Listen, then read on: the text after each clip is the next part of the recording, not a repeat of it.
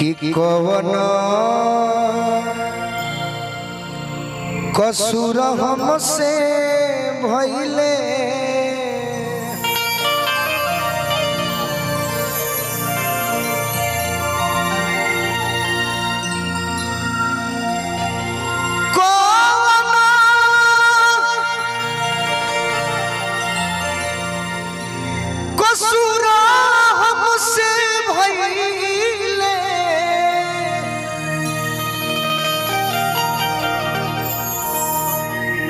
बिरिजवा के तेजला अरे माधो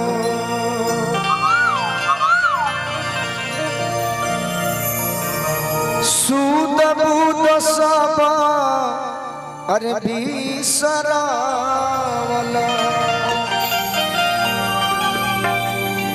सूद बूद सब बिसरावला अरे खबरियो नली हाला खबरियो नली हाला खबरियो नली हाला ए माधो सूद बूद सब बिसरावला खबरियो नली हाला ए माधो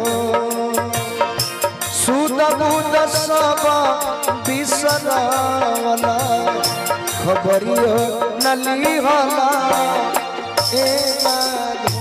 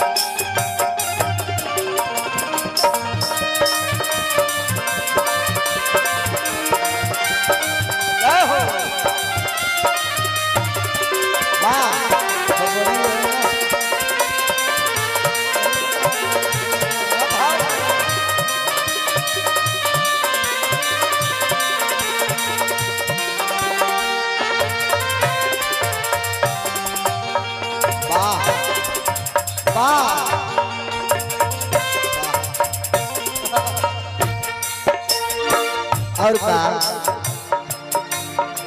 राधा के मन में एगो सपना बा राजीव भैया कि ठीक बा हमारा नईखन मिलल बाकी आजो हम तैयार बानी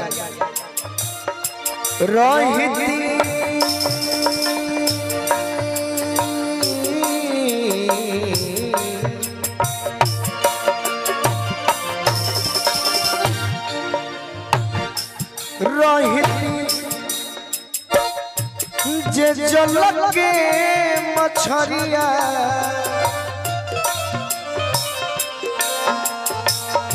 रहिती जे जलवा अरे रहिती जे जलवा रहिती जे जलवा रहिती जे जलवा रहिती जे जल के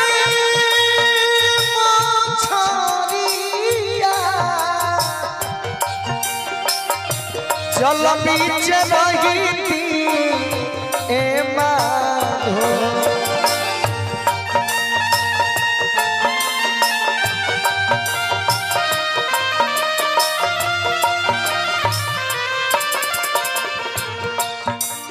रहिती जल के मछरिया जल बीच रहिती अरे माधो तो प्रभु भरे आइते आसनान प्रभु भरे आइते आसनान चरण लगतैती ए माधो प्रभु भरे आइते असनान प्रभु करे असनान शरण लपटई ए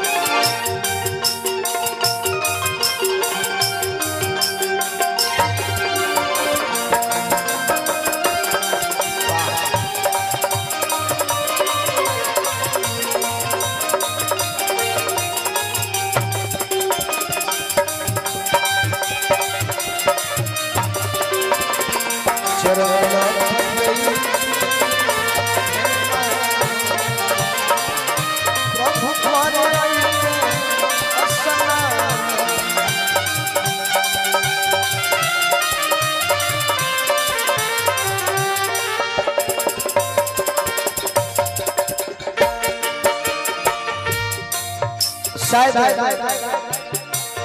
एजा के जुटल गर्जीवन जे जरूरी नहीं है कि पुराना आदमी भी पुरान के सुनल चाहे, पुराना आदमी भी नया सुनल चाहे। बाकी हमरा इस सब गीत सुनावे के एगो मकसद बा। अगर बात अच्छा लगे तो ताली बजाई। हम एक दिन रात में सुता रहे अपना पिताजी के संग। पिताजी हमारे गुरुजी हैं। तब विचार करत रहे कि बहुत ऐसा गायक आज के डेट में जो गाना गावत खड़े उनका खूब व्यूअर मिलता, गाड़ी बा, छकड़ा बा, सुपरस्टार का हाल है। हम एक दिन अपना पापा से कहनी कि हमारे तो ऐसा गाना बा कि हम सुपरस्टार बन।